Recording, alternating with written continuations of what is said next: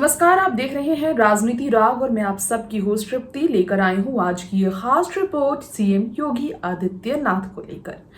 जैसा कि आप जानते ही हैं, सीएम योगी आदित्यनाथ लगातार प्रयास कर रहे हैं भारतीय जनता पार्टी को उत्तर प्रदेश में इस हद तक और मजबूत करने की कि आगामी लोकसभा चुनाव 2024 तक यूपी राष्ट्रीय स्तर पर बीजेपी की जीत में बड़ा योगदान दे सके।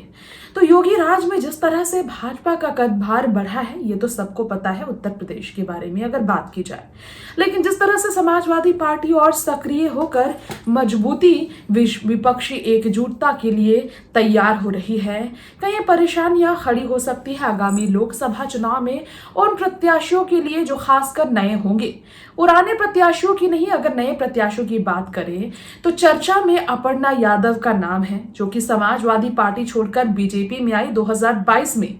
विधानसभा चुनाव से पहले योगी जी ने उन्हें विधानसभा चुनाव में मौका नहीं दिया, क्योंकि योगी जी अपर्णा का इम्तिहान लेना चाहते थे, ऐसा लगता है, और पूरा समय दिया गया है अपर्णा को खुद को बेहतर साबित करने का। ईमानदारी, निष्ठा से, बगैर किसी पद के, बगैर किसी लालच के, सिर्फ सकारात्मक तरीके से काम कर रही अपर्णा यादव का इस तरह का अंदाज उनकी छवि बेहतर कर गया है बीजेपी में, जिससे ये साफ हो गया है कि अब तक हुए चुनाव, उपचुनाव, मेयर चुनाव में अपर्णा को मौका नहीं मिला, क्योंकि लोकसभा चुनाव 2024 में उनके लिए एक बड़ी जिम्मेदारी सौंपने की तैयारी। अपर्णा ने इशारे भी किए थे, क्योंकि बीजेपी अलाकमान उनके बारे में जरूर सोचेगी अच्छे तरीके से, उन्होंने कहा था।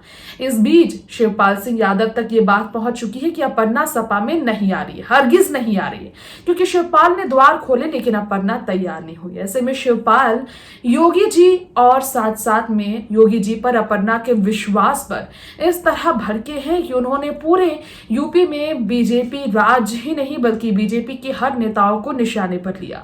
और शिवपाल कहते हैं असुरों की पार्टी है बीजेपी, तो उत्तर प्रदेश में उकसाया है अपनी बहू, घर की बहू, बड़े भाई मुलायम की छोटी बहू अपर्णा को। शिवपाल ने यह कहकर कि असुरों की पार्टी है बीजेपी, अब हर बार बीजेपी के हित में प्रचार करने वाली अपर्णा यादव जो जमीनी स्तर पर कर रही है बतौर कार्यकर्ता काम, वो कैसे देंगे शिवपाल, चाचा ससुर शिवपाल के इस बयान का जवाब, ये देखना होगा। फिलहाल इस रिपोर्ट में इतना ही। तमाम खबरों के लिए देखते रहे राजनीति राग। नमस्कार।